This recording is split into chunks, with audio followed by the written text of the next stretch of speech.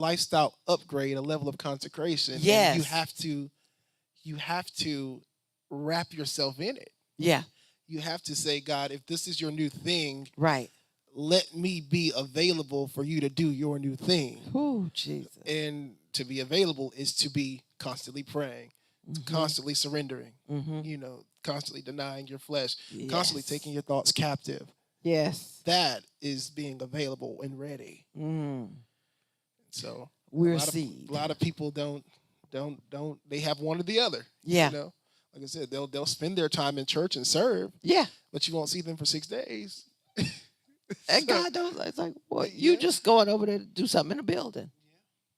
that's how it is. But He needs all He of needs all of us. He us. needs all of us. All of the entire part of your being, the entire being.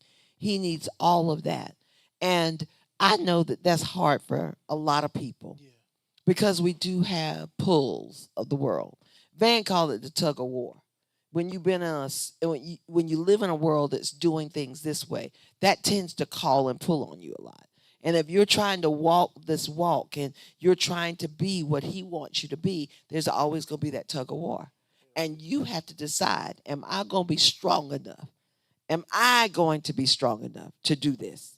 Yeah, and a lot of times you're not strong in the beginning, but the No, longer Lord. you do it, it's like exercising. The more you build your muscle, Yeah, the stronger you will get.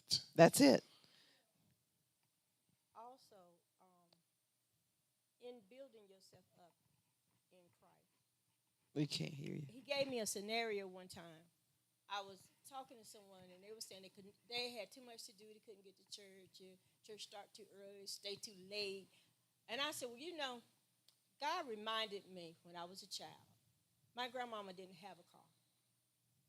Our church was out in the country. One was Yes, in the Lord. city. We had two.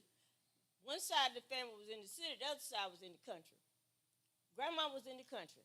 Every other Sunday, Mm-hmm. we were going to church. She Right. didn't know how we was getting there, but we got there. Sometimes we had to get up at 6 o'clock in the morning. We had Sunday school. We had so much more going on in church at that time for people that didn't have the availability all the time Yeah. to get there. Yeah. But yet they got there. And now that we have the availability, we have cars, The we have conveniences. buses, we have all kind Uber. The We got convenience. anything in the world that can get us from point A to point B. But now we make more excuses than the people that didn't have anything. Well, thank you for sharing that because I got something to say. Go ahead, Joey. I know let you say one something. one short That was sentence. good. The convenience makes us Lazy. it makes us lazy. It does, and it makes us take a lot of things for granted. Yes. Like you said, like now we have an option. It makes choices.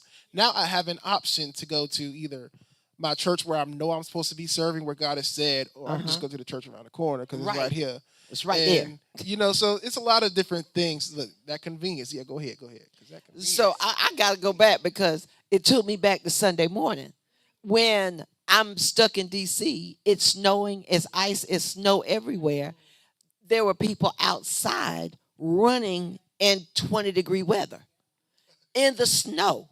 And it wasn't like they was out there playing, snowball throwing, none of